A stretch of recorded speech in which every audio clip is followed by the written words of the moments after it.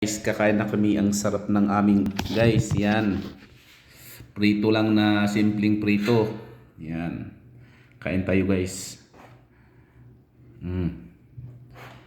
Mangantayon. Kaon na.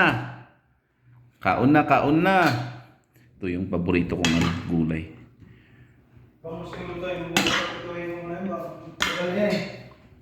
Yan. Oo. Yan. Yan yung ulam namin guys. Oh. Kasama ko dito. Dalawa kaming Pinoy lang. Buti nga pumunta ako dito. May kasama siya. May kakwentuhan. Parang mahirap lutuin ang ano niya. Okay naman no. Tira man yun.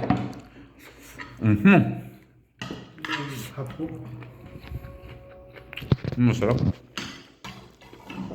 Masarap siya guys. Tapos may ano pa, galing Pilipinas na langgunisa.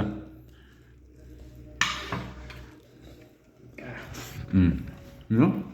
Kain muna kami guys. Oops.